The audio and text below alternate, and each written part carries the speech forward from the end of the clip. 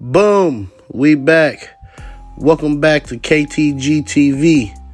And today, we're going to get into this documentary about Charleston White, a multifaceted individual known for his motivational speaking and social media personality. Has garnered attention for his outspoken views on various issues. In this video, we delve into the perspective and impact of Charleston White. Born in the 1970s to a single mother in the Lone Star State of Texas, at a very young age, Charleston would go through a traumatic experience in which would include losing an eye. Machine when I was 5 years old. So my mother was asleep. I snuck outside and I was in the laundromat playing on top of a washing machine. And I was jumping up and down, getting ready to jump off of it, but I was jumping hard. The lid popped open and I fell in and I broke everything from my waist down. We ended up suing Quick Wash. And the reason we won the lawsuit is one of the reasons why now when you open a lid to a washing machine, it stops. It was supposed to stop and it didn't. So I broke everything from my waist down. So I had a bone pop out here, a bone pop out here. I had pins in my leg. This is at 5 years old. In a washing machine spinning like this. I pulled myself out and then passed out. I was in a full body cast from here all the way down with a stick between my legs. So I had to lay flat like this, and I had to learn how to walk again. I was walking in that body cast.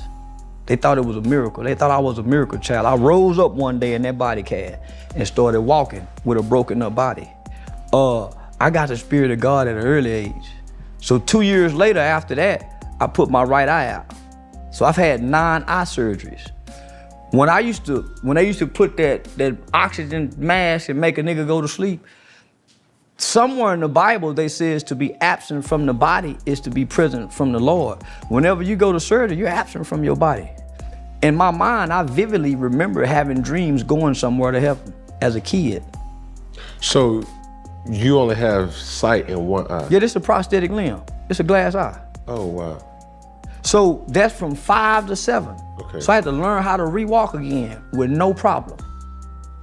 So I ain't got no hip or nothing. So if I was to stand, I ain't got no hip or nothing. So that's at 5, it's 7. So from 7 to 12, I had 9 eye surgeries. So I never really got to go to school. So I had a private tutor. It's things that I remember educational-wise that I don't know how I got this knowledge. They don't teach us about Jim Brown in school. Nigga, I know everything about Jim Brown, the abolitionists.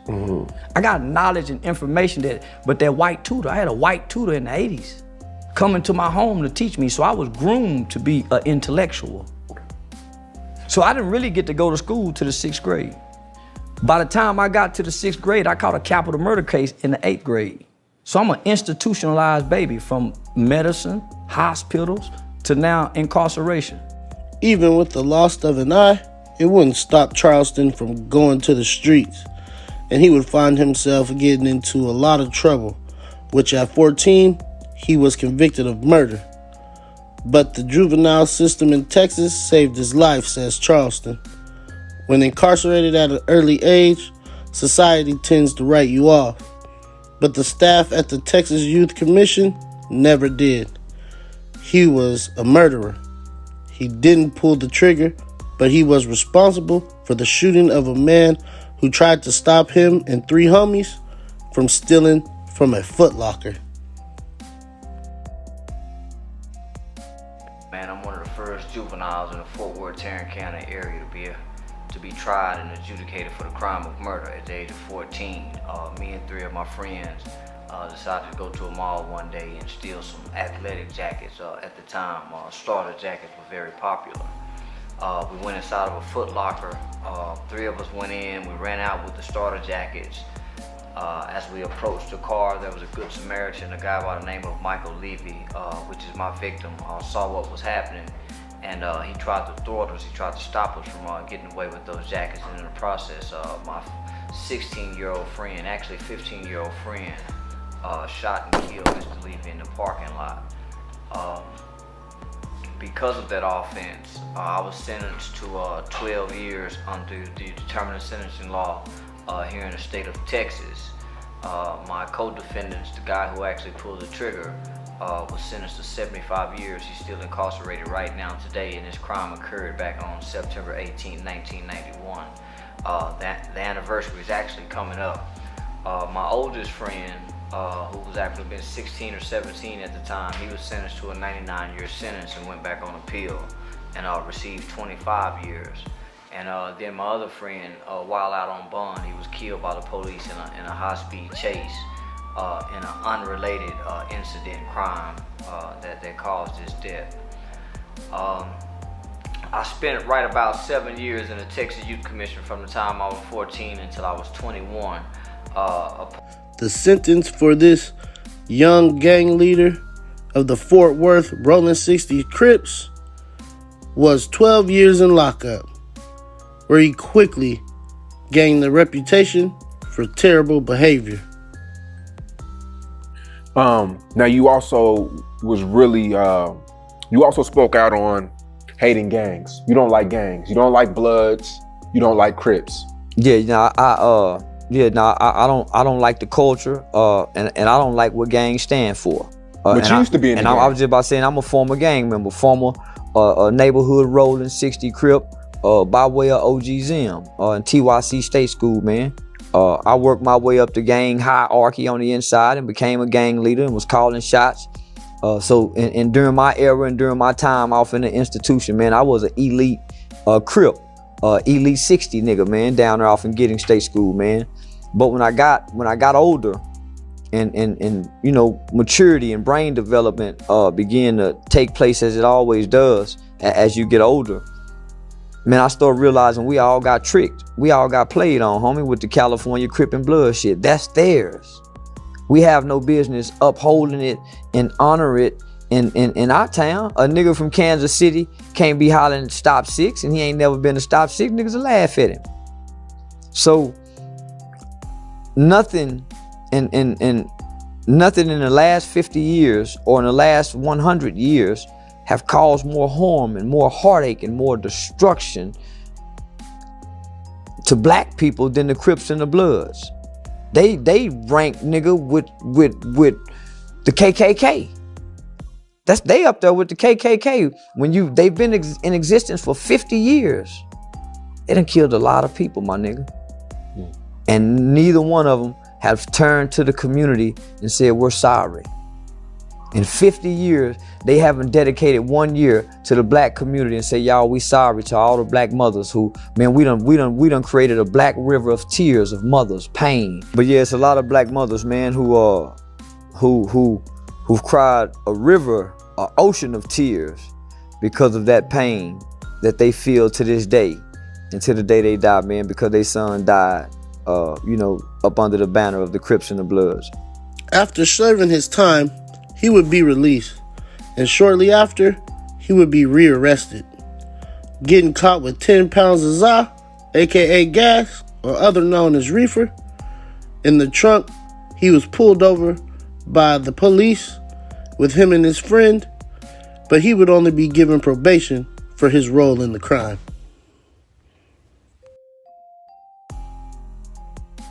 And so, in the process, I had a cousin who was going to school up there. He was the president of the BSA, Black Students Association, and he had a fascination with wanting to be the weed man. So me and him come home one day. He done got the football playing niggas money. He done went and got 10 pounds of weed. I don't even know how much a pound of weed cost away. I just decided to drive. Get stopped and get pulled over with 10 pounds of weed. Catch a drug trafficking charge. I hadn't even been out 8 months.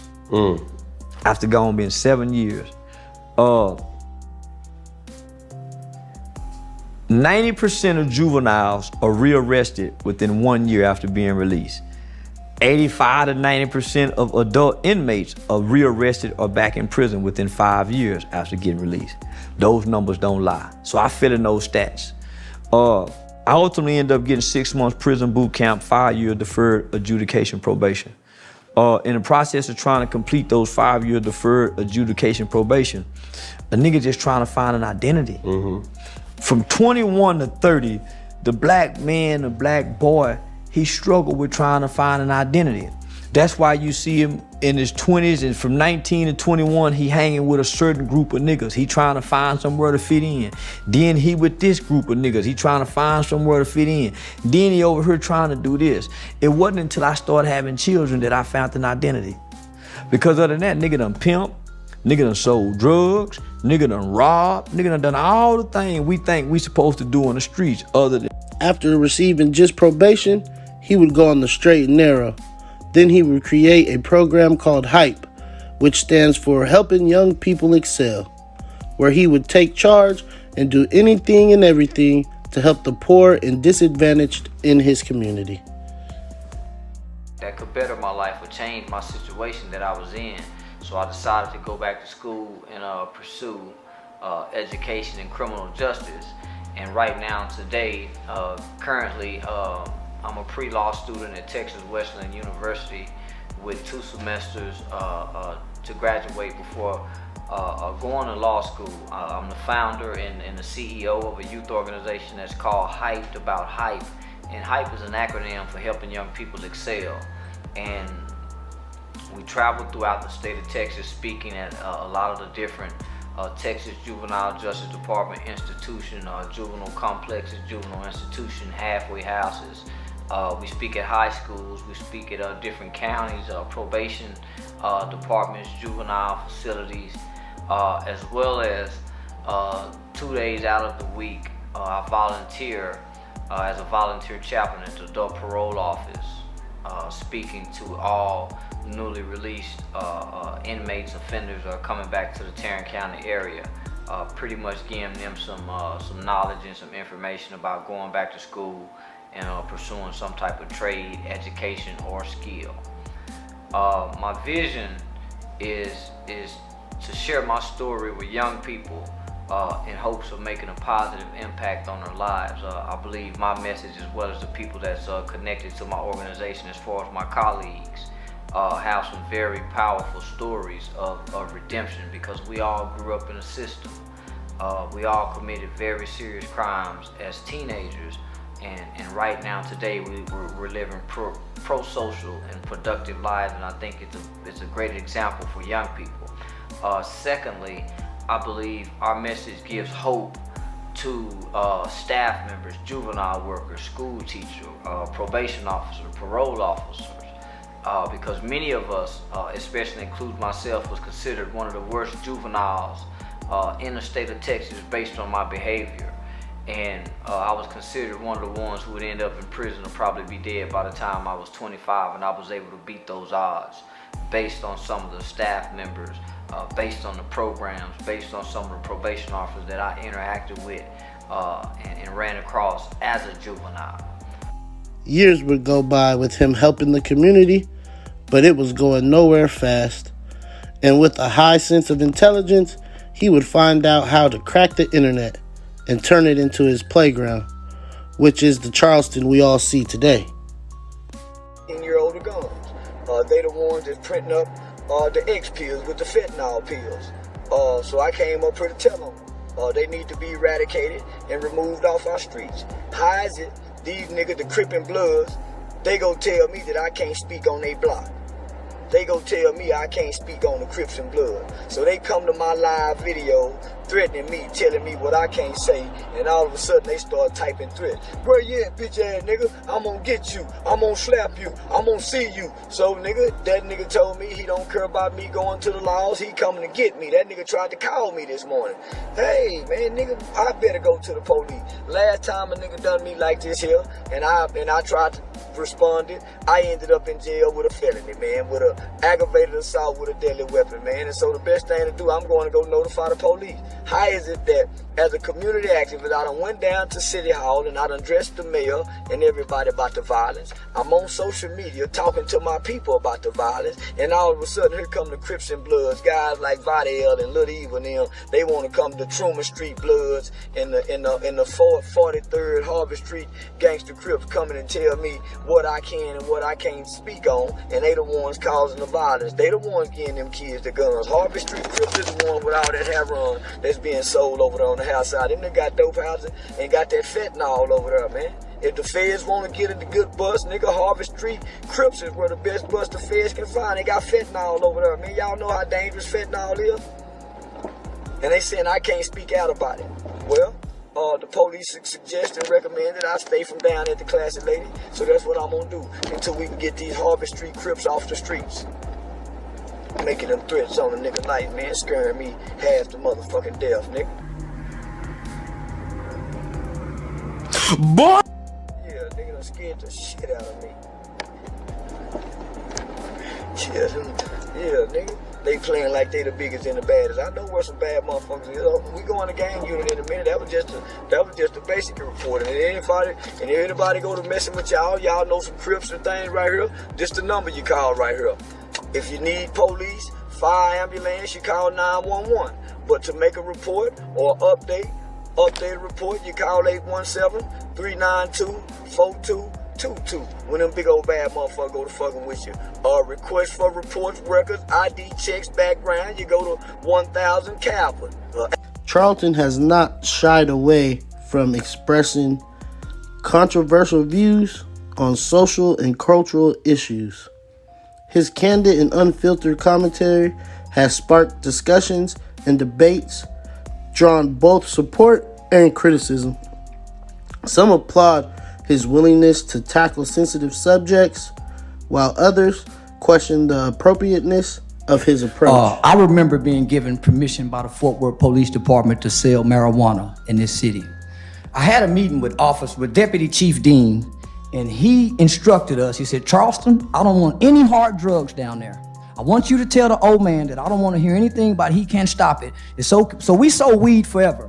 So I never applied for any federal grant money. Right? So I never needed you guys to help me feed children. I went to the streets, we sold drugs, we got the whores coming out of Tenny Road, whatever we needed to do to keep you guys out of our business. So when I get a call from Officer Charles Rogers and say, hey, can you help me get some guys that will volunteer to come into the middle school?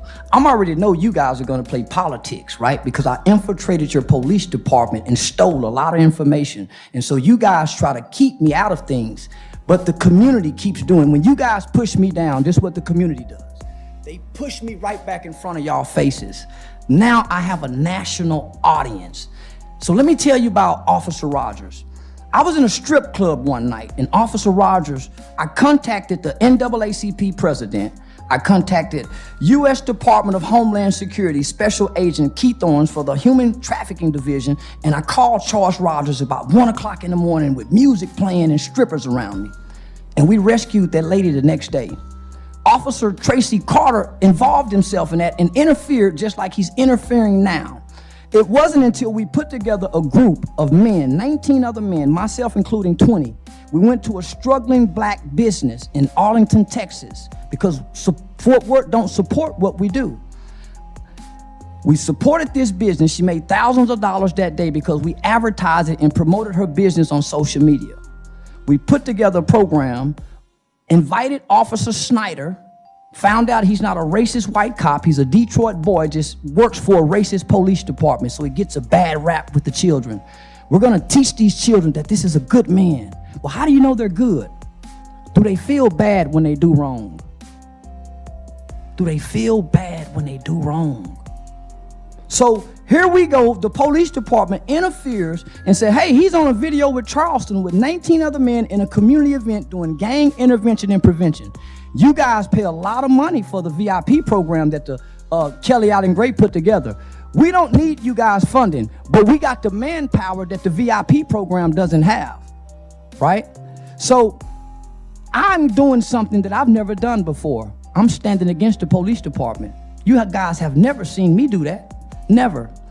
It's easy to hate now because you guys are interfering with children's lives.